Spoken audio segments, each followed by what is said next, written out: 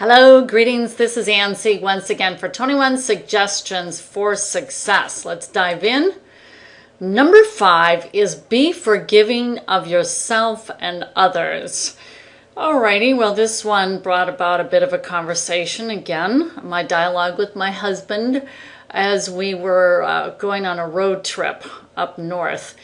And he said, I don't know about that one. How do you really forgive yourself? And so we talked that through.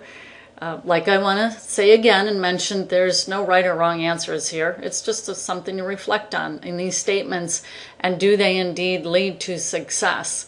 So he differed with this idea of be forgiving of yourself, and I said, oh, no, I totally relate to this one.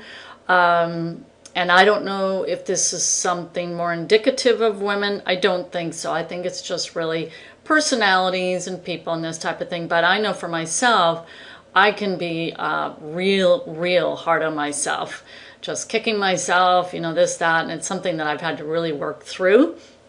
If I do something wrong, haven't delivered the way I thought I could, just this whole thing of having shortcomings of myself.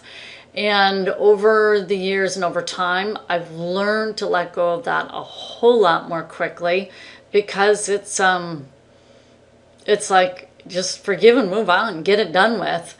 Much like how we would want to treat others, forgive them, let them move on, go on in peace, is to do it to ourselves. And because otherwise it's just this big energy suck for me when I just keep beating myself up instead of just forgive, and move on, just be done with it.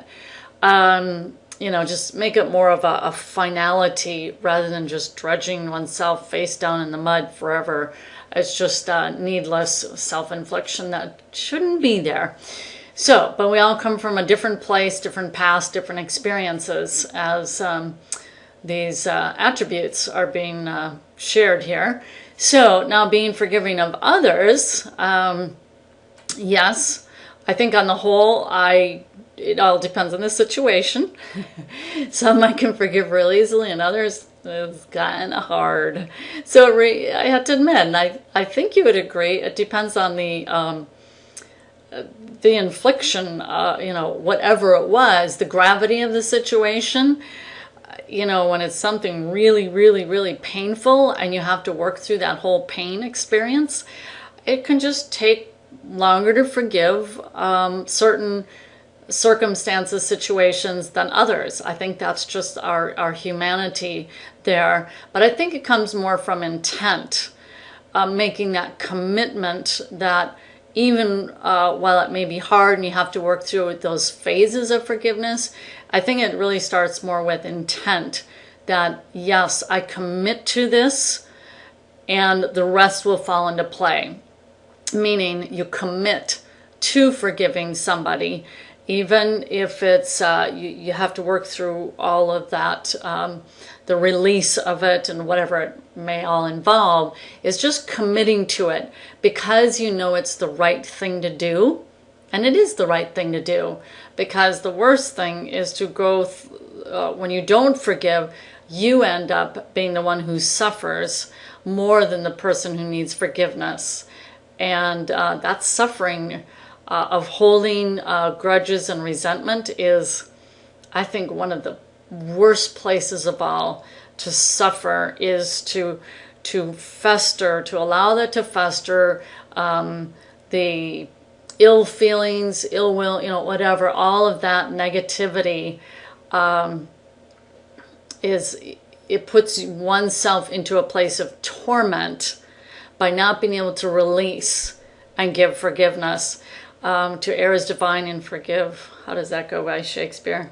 To err is human and to forgive is divine. There we go. And exactly that. It is a form of, to divinity. And sometimes we have to reach outside ourselves to have that power of forgiveness. I think some of you will know what I'm talking about. And you release that. So that's kind of a little bit there going on long about that. But I believe success definitely fits into this one. Being able to forgive yourself and others and being able to move on in peace and granting grace to that other person. So not just that now you're at peace, but you actually grant them grace. Grace means undeserved love. That maybe they were undeserving of it because of the pain that they inflicted, this, that, but you give them grace. And why? Because we would want that in turn for ourselves, is to have grace rendered onto us.